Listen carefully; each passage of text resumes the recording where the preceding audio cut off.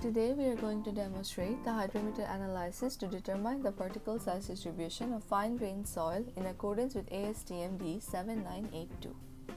Hydrometer analysis is applicable only for the soil particles passing number 200 sieve. This video will cover the process of hydrometer analysis test for a given soil sample. If the particle size of the soil sample is less than 0.075 mm, we need to conduct the hydrometer analysis in order to determine the grain size distribution. Take 50 grams of soil sample passing number 200 sieve.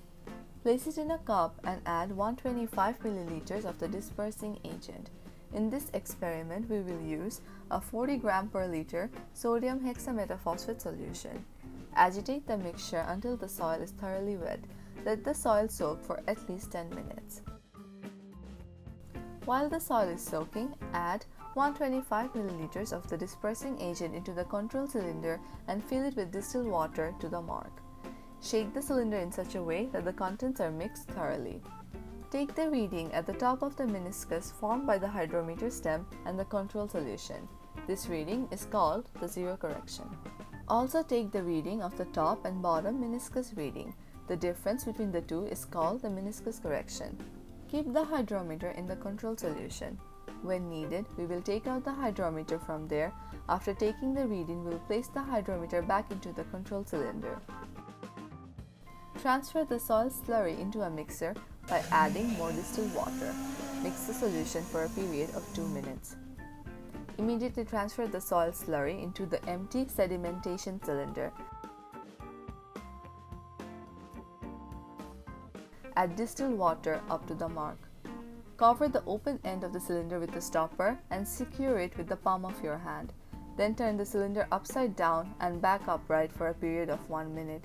The cylinders should be inverted once in 2 seconds. Set the cylinder down and start recording the time. Remove the stopper from the cylinder. Insert the hydrometer very slowly. Take the first reading and record the time. The reading should be taken by observing the top of the meniscus. After taking the reading, the hydrometer needs to be removed slowly and placed back into the control cylinder. Take hydrometer readings after elapsed time of 2, 4, 8, 15, 30, 60, and 120 minutes, and then again at 24 hours. The following formula are used for the data analysis. Percent finer and particle diameter can be determined from the hydrometer readings. For the calculation, we need to have some standard charts and tables. Specific gravity of water at different temperatures can be obtained from this table. This table shows the viscosity of water at different temperatures. Temperature correction factor and correction factor for specific gravity can be determined from these tables. For the calculation part, we've already measured the weight of the soil. We also determined the meniscus and zero correction. The actual hydrometer reading and temperature with elapsed time was recorded for 24 hours. Corrected hydrometer reading can be obtained by applying correction factors. Percent finer can be determined from corrected hydrometer reading and weight of soil solid. Hydrometer reading was corrected with the meniscus correction only. With this, the effective depth of the hydrometer can be determined from the table showed in the lab manual. Specific gravity and viscosity of water was taken from the tables. Finally, the particle diameters can be obtained with this data. If we have the particle diameters along with the percent finer, we can plot the grain size distribution curve in the semi-log graph paper.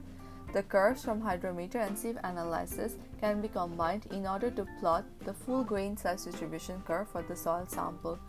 Thus, the grain size distribution curve of soil samples can be determined by hydrometer analysis.